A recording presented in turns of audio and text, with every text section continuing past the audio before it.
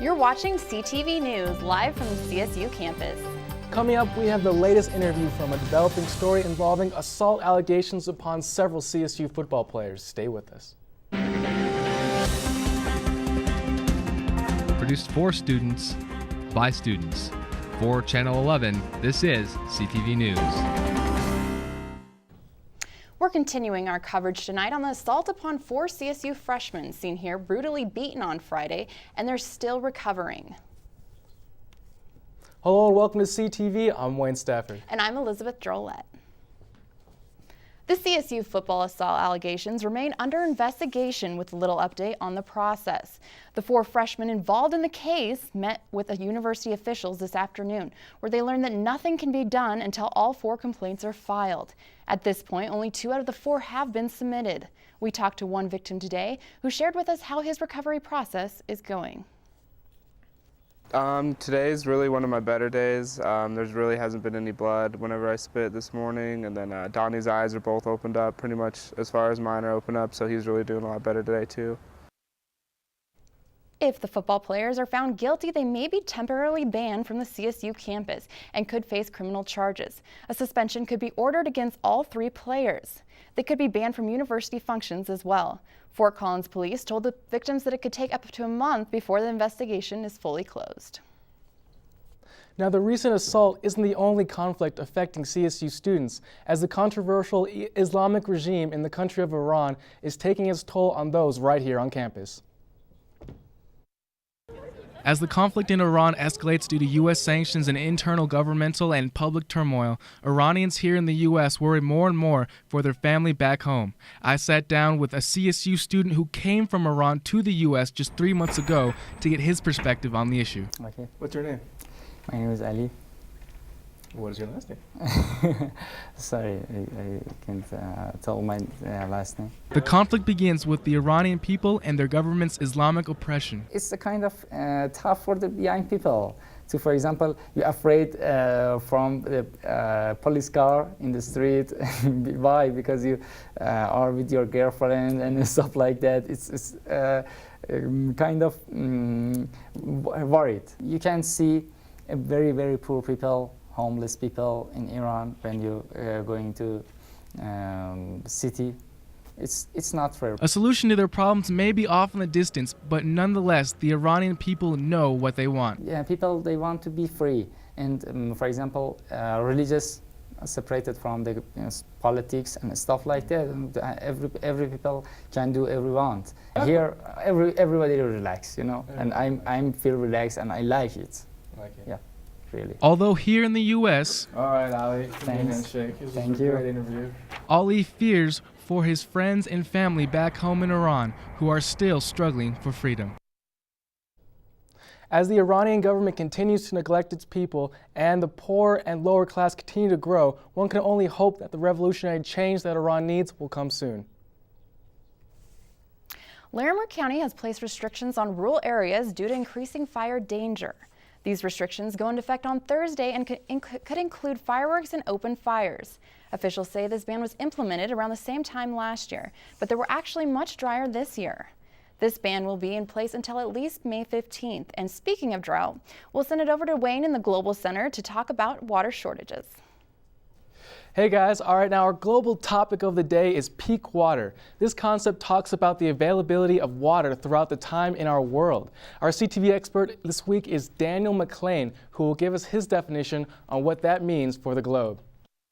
Peak water is a concept that got picked up by natural resource scientists that were talking about the availability of water, and at what point does the availability of water start to affect its price and other market pressures. We're really starting to head into, well, at what point is water going to get up to the price where we're going to be having tankers of it being shipped across the ocean. Desalinization has great potential, but right now all the energy we use for it is petroleum based. So peak water is just a concept, a way to start to talk about and make very real the idea that we are already experiencing a water crisis.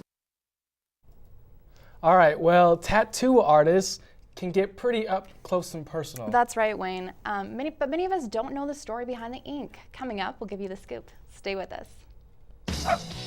If you're looking for a new pet that you can cherish every day, consider adopting from a shelter. Shelters are full of healthy, loyal, fun, loving pets, eager to become a part of your family. A person is the best thing to happen to a shelter pet, so bring home your new buddy today. To find out more, you can visit theshelterpetproject.org.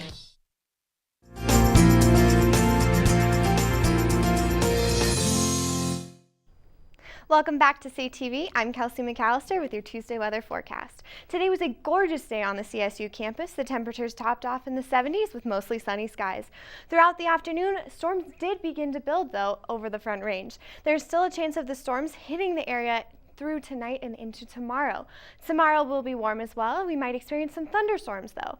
This is the first thunderstorm that may roll into the Front Range of the season. Temperatures will top off around 73 degrees and weather will cool down into the 40s on Wednesday night. As you can see, there's a chance of thunderstorms in the I-25 corridor up to Fort Collins and up through the Wyoming border. So be sure to keep your umbrellas handy just in case we see some rain. Now let's take a look at the week ahead. Tomorrow will be nice. You may wake up to some fog tomorrow morning though. That should lift around 10 a.m. Throughout the day, the chance of severe weather sticks around. There's about a 30% chance of thunderstorms to roll into the area. Thursday will be sunny with the highs topping off in the upper 60s. Friday will have cooler temperatures with temperatures that hitting the mid-60s. There will be partly cloudy skies paired with this during the weekend. The chance of severe weather returns over the weekend as well. Paired with this chance of weather is a cooler temperatures. Saturday will have temperatures in the upper 50s with a chance of rain. Sunday will have temperatures in the mid-50s and also a chance of rain. To kick off next week, temperatures will be in the lower 60s, but the chance of storms are still lingering for Fort Collins. That's all I have for you guys this week. Back to the desk. What once was reserved for sailors and inmates is now a growing trend among a variety of people. I got a closer look at a local man behind the art of tattooing. Tribal rights tattoo artist Ben Merrill describes tattooing as who he is. It's an obsession, I guess. Wherever I go, whether I'm at home drawing or at work tattooing or on vacation, art and tattooing are always present. The job requires an artistic eye, creativity, and patience, as even before the ink is applied, hours can go into the design. Creating that perfect design is at times the hardest part of the job. Ben said it requires as much as 3 to 5 hours a night of his own time to complete a sketch. It's as hard as you want it to be, and if you really care about something, it tends to be pretty difficult. Ben refers to tattoos as the maps of a person's life. I can still remember songs that were playing when I got my first tattoo and still remember where my life was at that point. And so they start to become really your life story. This sentimental look at tattoos could be one of the reasons why they have been transformed from being seen as a rebellious body graffiti to a living art. I think it's one of the newest art genres that's really being pushed right now. Tattooing has become one of America's fastest growing categories of retail business. 24% of Americans have been reported to have a tattoo, and there are at least 23 tattoo parlors in Fort Collins alone. It's because it's art, and I'm part of the younger generation where I think it's going to be more accepted into the work life. While the question remains if this trend will continue or how mainstream and acceptable tattoos will become, at least for Ben's sake, they don't seem to be going anywhere anytime soon. This passion for tattooing has dated back to the Ice Age, when the oldest record of the tattoos came from a 5,205-year-old mummy. And speaking of passions, our movie guru is yet again giving us another movie review for this week.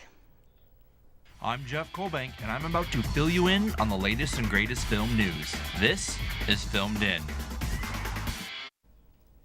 Hello, movie fans. Let's take a journey together back in time to when our economy was stable, our radios were playing Cher and Backstreet Boys, a time when we were excited that George Lucas was releasing new films, a time when we were introduced to This One Time at Band Camp, and most of all, Stifler's mom. The year was 1999, and American Pie started a series that's lasted 13 years and 8 films. The latest film in the series features the entire original cast as they come together for an American reunion.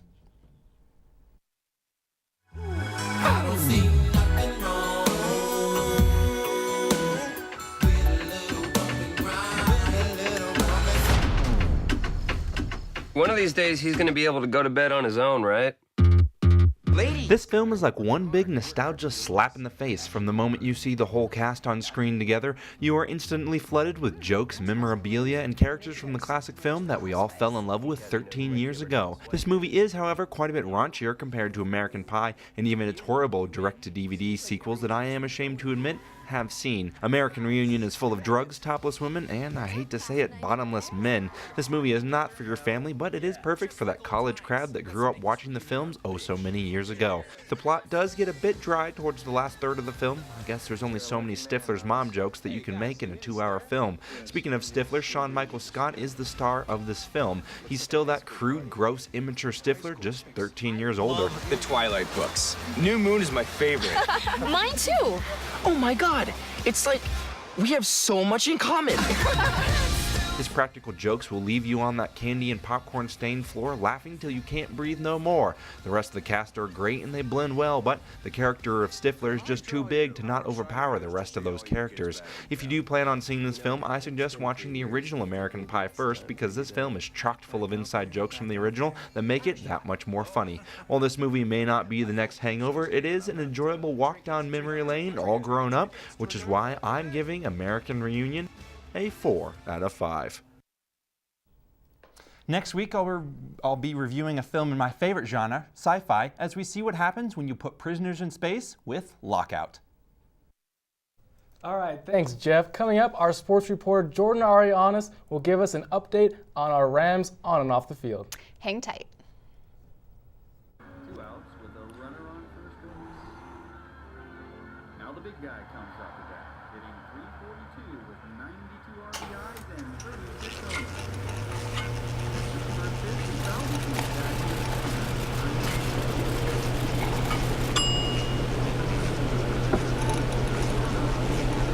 Chill raw and prepared foods promptly. 1 in 6 Americans will get sick from food poisoning this year. Keep your family safer. Check your steps at foodsafety.gov.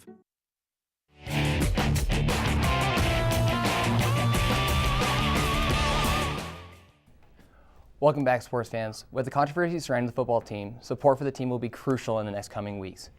This Saturday is an opportunity to show that support in the team's second spring game.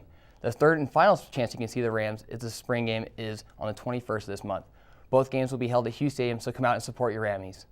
The other big event this weekend is with the track and field team, who will travel down to Boulder to play in the CU Invitational.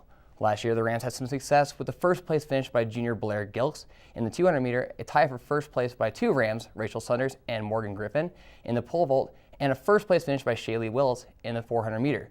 But overall, CSU fell to their neighbors to the south. Hopefully we can change this year, as Hannah Pinsay Reinhardt is coming off a CSU record-breaking finish in the 100 meter. Now to some golf news, where the CSU golf team ended in the Cowboy Classic today, finishing 5th place. They shot a 3-day combined score of 834. Man, that's a lot of golf. But the major achievement is CSU senior Mike Wirtz. He was tied for first at the end of match play today. According to tournament rules, though, when tied at the end of all 3 rounds, the player with the lowest third round score wins. Wirtz ended up losing that tiebreaker, shooting a 70, and came in second to Kansas State's Ben Juffer, who shot a 67. Great job this weekend. Well, Jordan, it's good to hear some good news from CSU sports, past few days. Definitely. The golf team has been doing great. They've had a couple third-place finishes, and now with Ben Wirtz, looks like they can really improve, and maybe he'll end up being in the Masters that just finished up. Mm-hmm. Well, that's all the time we have for you tonight. Be sure to leave your thoughts and comments on our Facebook page and follow us at Twitter at CTV11. Have a good one.